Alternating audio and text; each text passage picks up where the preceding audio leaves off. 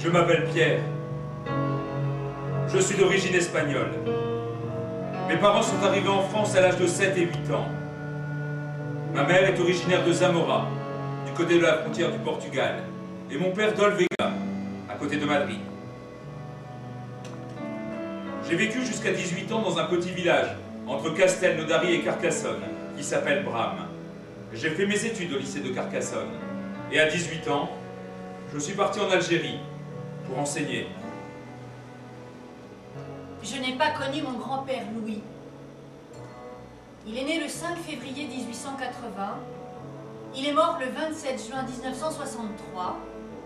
J'avais 15 mois. On m'a toujours dit que je ne l'avais pas connu, que j'étais bien trop petite. Pourtant, j'ai cette image en tête. Un vieil homme dans une cour de ferme. Je suis debout à la fenêtre de la voiture. Cet homme-là, Christiane ne connaît de lui que ce qu'on lui en a dit. En faisant des recherches, elle s'est aperçue qu'il était fils unique et qu'il n'avait jamais connu son père. Elle questionne la famille pour préparer ce portrait et découvre qu'il s'est peut-être pendu. Sur la fin de sa vie, mon père, en pleine démence sénile, répétait à longueur de journée « Du pain, du pain, du pain !» Mon père ne nous reconnaissait plus. Il appelait mon frère du nom de son frère, ma mère du nom de sa sœur et réclamait du pain parce qu'il avait faim. Un jour, las de l'entendre hurler ainsi du pain, je lui emportai un morceau. Il s'en saisit, le serra fort contre lui et s'exclama « Je vais pouvoir le rendre à Léon. Il m'avait donné le sien la dernière fois. Je suis content. Oh, comme je suis content !» À l'époque, Christiane ne comprend pas cet acharnement à réclamer du pain. J'ai fait le lien bien plus tard, en repensant à cet épisode de sa vie d'enfant de 8 ans en 1916. Cet exode qui a conduit la famille jusqu'en Hollande. Il a eu faim, très faim. Il a manqué de pain. Là, il voit mourir sa petite sœur Jeanne, alors âgée de 2 ans. C'est le 4 décembre 1916, en plein hiver. Jean s'évade. Jean chante l'Internationale. Jean affiche ses idées communistes. C'est mal vu. Les communistes viennent d'être chassés du gouvernement. C'est mal vu de ses beaux-parents aussi. Mon père, c'est un loufoque, un farfelu. Un jour, par exemple, il a absolument voulu retourner voir ses parents pour voir comment ils se débrouillaient avec le travail de la ferme à Metz-en-Couture. Mon père a demandé une permission. Il a dit que son père était décédé. C'était le seul motif pour lequel on avait une permission. Et le temps qu'il arrive chez lui, ses copains s'étaient cotisés, la couronne mortuaire l'avait précédé. C'était ça, mon père. Les parents de Pierre, ils en parlaient de la guerre? En France? Non. L'oncle, il partait le soir. On se demandait bien où. Il revenait le lendemain matin, on ne savait pas d'où. Et on n'en parlait pas. Pierre était jeune. Une fois, la grand-mère paternelle, Julie, elle dit « On va tous dans la chambre du haut ». Et elle rassemble toute la famille dans la chambre du haut. Dans la nuit, on voyait des éclairs. Elle dit « Vous restez là, vous bougez pas ». Le lendemain matin, on a trouvé un tank allemand brûlé dans une des allées de la ferme. Une fois, j'ai mangé le bol de crème qu'elle gardait précieusement. J'ai eu le droit à une bonne paire de gifles. Se servait d'un fouet aussi, pour battre la crème. parents de Christiane faisaient les marchés. Le midi, je mangeais chez mon oncle paternel. Lui, il habitait le village. Et il y avait un château aussi, une cantine de sœurs.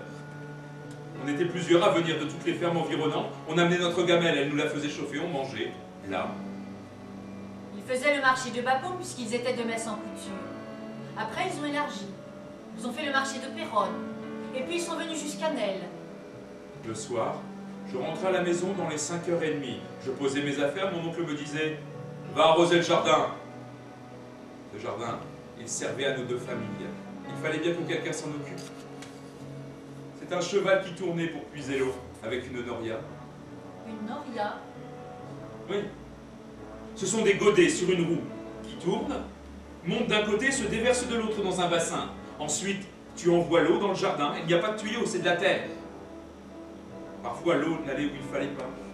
Et si le cheval s'arrêtait, il n'y avait plus d'eau. Pour un fils d'ouvrier agricole, pour mes parents, aller au lycée, c'était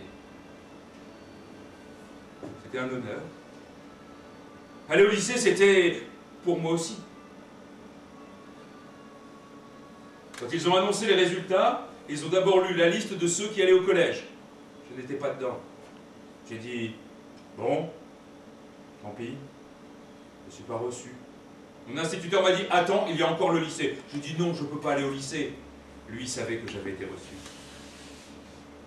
Je me souviens, le premier jour, quand je suis arrivé à Carcassonne, rien que de passer dans la rue du lycée, le lycée Paul Sabatier. Pierre écrit, tu ne tueras pas autrui. Pierre écrit, je ne vous parlerai pas de mon séjour en Algérie en tant que militaire. Le FLN, l'OAS. On ne fait pas une guerre pendant 7 ans sans qu'elle laisse des traces profondes et ineffaçables, des séquelles psychologiques. Combien de morts, combien de disparus.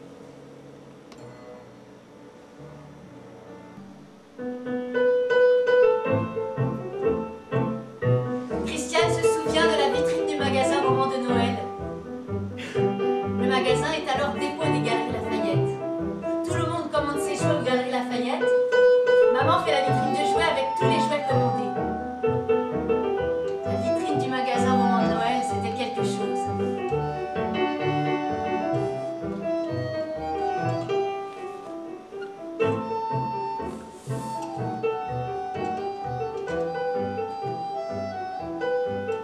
Le magasin. La porte était au même endroit que la porte actuelle. Il y a encore les traces. C'était la pièce d'entrée. À côté, la deuxième vitrine donnait dans le garage. Le garage était plein de marchandises. On stockait de la marchandise en haut, aussi dans la maison. On stockait. Il y avait de la camelote partout. Ils vendaient du textile, c'était beaucoup de vêtements de travail, de sous-vêtements, de couvertures, draps, couvre-pieds. Après, ils ont fait de l'enfant, de la femme. Quand il fallait s'habiller, les gens allaient à Péronne.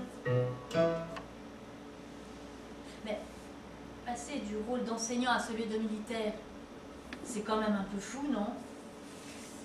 C'était pas la même région. J'étais instituteur du côté de la frontière tunisienne. Je me suis retrouvé militaire à Alger. Disons, ça n'était pas mon coin. Je me suis trouvé au-dessus d'El Biar, au-dessus de Bab el Oued.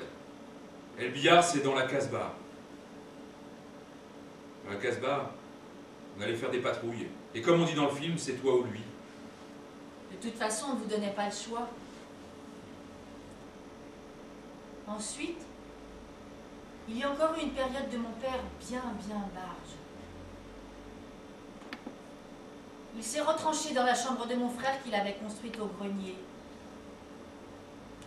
Aujourd'hui, la chambre de sa petite fille. Et là, il vivait en repli, enfermé à clé.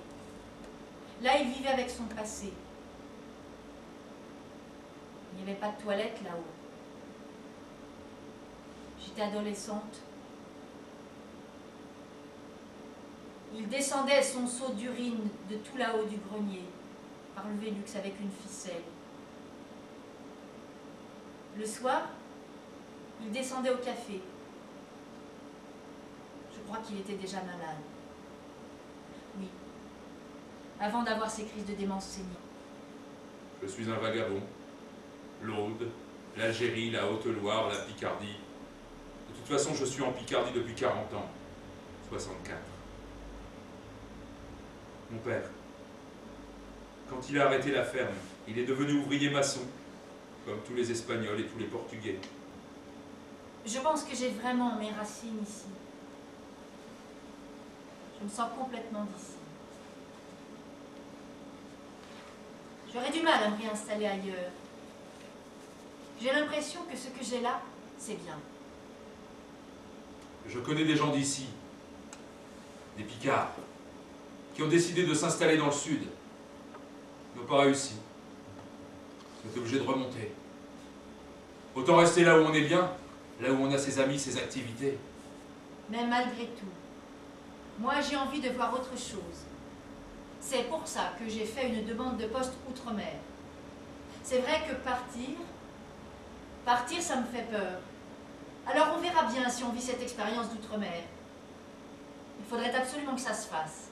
Pourquoi? Parce que pour moi c'est apprendre à partir.